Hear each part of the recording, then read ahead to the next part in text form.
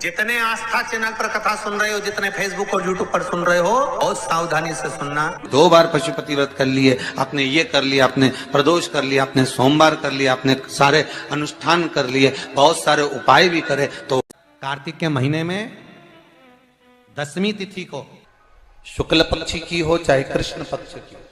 विष्णु पुराण किस किसने सुनी है? हाथ उठा। विष्णु पुराण का 5वां अंश कार्तिक खंड वर्णन करता है। तो कभी जीवन में अगर मौका मिल जाए और अगर तुम्हें कोई कह दे कि तेरी किस्मत में सुख नहीं है, तेरी किस्मत में धक्के खाना लिखा है, तेरी किस्मत में दुख लिखा है, तेरी किस्मत में हमेशा धक्के खाना लिखा है, कोई कह दे तुमको, तो उसकी सुन लेना। और आखिरी में केवल बेलपत्री का ये बीच वाले भाग पर गौ माता, अगर देसी गाय अगर कहीं हो, उसका अगर दूध सुबह का समय का मिल जाए, किस्मत में दुख लिखा है वो तो आएगा, पर दुख में भी सुख की अनुभूति होगी। आएगा दुख, पर दुख भान नहीं होने देगा। बेलपत्री शिव महापुराण की कथा कहती है, बड़े ध्यान से सुनना। कभी जिंदगी में अगर मौका मिल जाए, कभी जीवन में तुम्हारे घर में गौ माता हो या कोई गौशाला हो और तुम्हें मालूम है कि ये गाय का ही दूध है, ये गौ माता का ही दूध है, शाम का दूध नहीं, सुबह का यदि दूध मिल जाए, इस बेलपत्री के मध्य भाग में, आप लोग आस्था चैनल पर आप इस पत्ती, बीच की पत्ती के मध्य भाग में थोड़ा सा दूध लगाकर, नीचे के भाग में भी थोड़ा सा दूध लगाकर, दोनों पत्तियों में गाय का घी लगाकर भगवान शंकर के शिवलिंग पर कभी मौका मिल जाए जिंदगी में एक बार, किसी भी सोमवार की अष्टमी के दिन शिवलिंग पर अगर लगा दिया जाए, जिंदगी में दुख तुम्हारे आसपास भी नहीं भटक सकता, सुख की अनुभूति होगी। दुख में भी सुख आएगा। बीच वाली पत्ती पर ऊपर जम के बोलो गाय का दूध, नीचे कितना भी कोई लिख दे,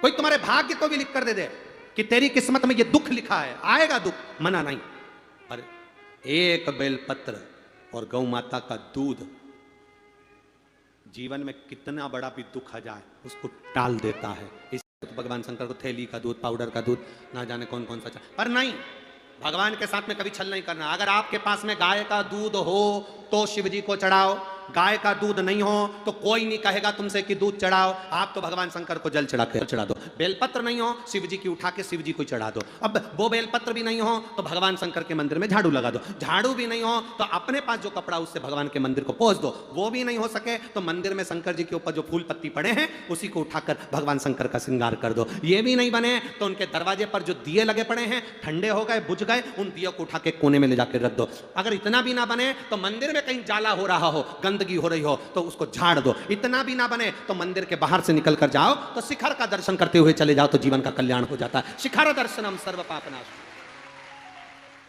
शंकर के पास गए हो तो सुख का अनुभव होगा। यमराज कहते हैं, सुनो नचिकेता, एक गौ माता की रक्षा करने वाले जीव को यमराज भी हाथ नहीं लगाता, उसकी रक्षा हम स्वयं करते हैं। इसलिए नचिकेता, तुम्हारे प्राणों को हम नहीं हारेंगे, तुम्हारे प्राणों को हम नहीं लेंगे, हम तुम्हें आनंद के साथ में गौ सेवा के भाव से मुक्त करते हैं। या स्कंद पुराण का कार्तिक खंड को उठा लीजिए, वो वर्णन करता है, जो तुलसी की डंडी को घी में भिगोकर अपनी कामना कर कर भगवान के सामने दिए में रखकर जला देता है, दिए की तरह उससे आरती उतार देता है, कहते हैं उसका जन्म दूसरी बार पृथ्वी पर नहीं होता, वो भगवान के गोलोक धाम में जिंदगी भर के लिए विराजमान हो जाता है। 24 तरह के दिए होते हैं। कितने तरह के? 24 तरह के दीप होते हैं। उस दीप में सर्वाधिक श्रेष्ठ दीप होता है तुलसी दल का, तुलसी की डंडी से जो प्रकट किया है। बत्तियों का भी क्रम है, एक लंबी बत्ती होती है, एक गोल बत्ती होती है। होती कि नहीं होती? लंबी और गोल। ये वाला स्पीकर बंद है, बार बार बंद हो रहा है, बार बार चालू हो रहा है, उसको देखिए जरा। बत्ती एक गोल होती है, एक लंबी होती है।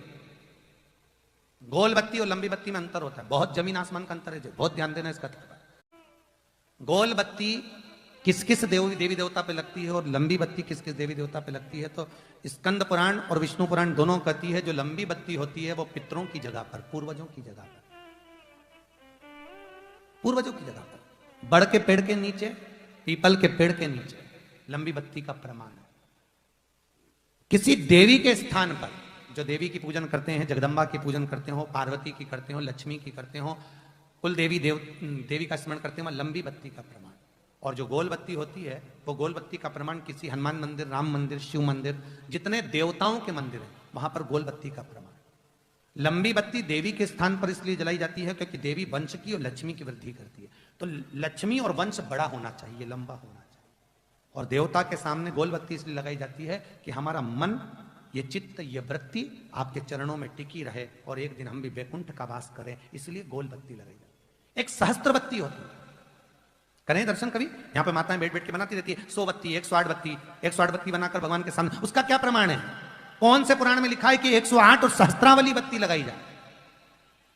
तो स्कंद पुराण में कार्तिक खंड के अंदर स्पष्ट किया गया सहस्त्रावली बत्ती 108 लंबी बत्तियों का जो प्रमाण है वो कहते हैं कि जिस व्यक्ति ने किसी तीर्थ को ना करा हो, पूरे तीर्थ नहीं गए हो, सारे तीर्थों का स्नान नहीं करा हो, किसी तीर्थ में दर्शन करने से वंचित रह गए हो, तो 108 बत्ती की एक बत्ती बनाकर किसी नारायण के मंदिर में, शिव मंदिर में, देवी के मंदिर नहीं, केवल देवता के मंदिर में अगर उसको घी में भिगोकर प्रज्वलित कर दिया जाता है तो सारे तीर्थों के दर्शन का फल उस जीव को प्राप्त हो जाता है। उसको सहस्त्रावली बत्ती, 108 सहस्त्रता। दूल्हा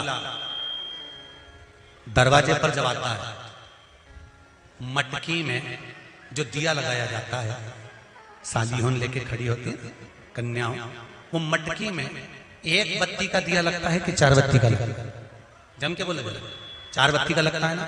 4 बत्ती का दिया, क्योंकि हमारे यहाँ शुभ कार्य हो रहा है, 4 बत्ती का दीप लगाया। तुम्हारे यहाँ प्रतिदिन घर में आरती करते होगे तो जो घी के डब्बे में भींगी भिंगाई बत्ती रखी रहेंगे उसको निकाल के धर देते। बोलो सही है गलत है? निकाल के धरी, माचिस से लगाई, तन मन धन सब कुछ तेरा, और आरती कर पुरा के, घंटी बजा के, भोग लगा के, शक्कर रख के भगवान को प्रणाम करके चली जाती। अब तुम्हारे यहाँ सत्यनारायण भगवान की तुमने कथा करवाई तो जो घी की बत्ती लगी वो तो लगी, उसके अलावा एक दिए में कपूर अलग से लगाया। मतलब कितनी बाती हो गई? एक घी की हो गई, एक कपूर की आरती हो गई। जजमान लोग यहाँ आरती करते हैं, उसके बाद में कपूर को फिर जला देते हैं। उसका कारण क्या? अधिकता में फल प्राप्त करना, अधिकता में फल देना। कभी मौका मिले हृदय से दामोदर मास में, कार्तिक मास में आप भी प्रयास करा करो, पतली पतली बत्ती बनाकर 108 गिनकर घी में, जब उसको पूरी बांध लो, घी में भिगो कर रख लो। कोई घर में विशेष कार्य हुआ या कहीं तीर्थ गए, कहीं गंगा जी के घाट पर गए, सरयू, मंदाकिनी, नर्मदा, गोदावरी, छिपरा आदि के घाट पर गए तो उस बत्ती को प्रकट कर कर जलाकर रख दिया। क्या होता है उससे? माता सती ने कौन सा पुण्य करा था जो शंकर भगवान के कंधे पर शव पड़ा हुआ था और शंकर नाच रहे थे? वो सती का पुण्य था कि वो कभी एक सामग्री से शिव को प्रसन्न नहीं करती थी, बहुता में देकर शंकर को रिझाती थी। इसलिए शिव ने उसको अखंडता प्रदान की। शंकर भगवान ने अखंडता दी है उसको, अखंडता। श्री शिवाय नमस्तुभ्यम। सब बोलिए एक बार जमकर, श्री शिवाय नमस्तुभ्यम। प्रैक्टिकल जरूर करना, कहीं सियोर वाला महाराज झूठ तो नहीं बोल रहा। शास्त्रों की बातें हमारे जीवन में हमें सुख प्रदान करे, इसलिए इस भाव का आनंद करते हुए आज की कथा को विराम देते हैं। श्री शिवाय नमस्तुभ्यम। मेरे चैनल को सब्सक्राइब करें, बेल आइकन प्रेस करें, जिससे कि आपको लेटेस्ट वीडियो की नोटिफिकेशन मिल जाएगी।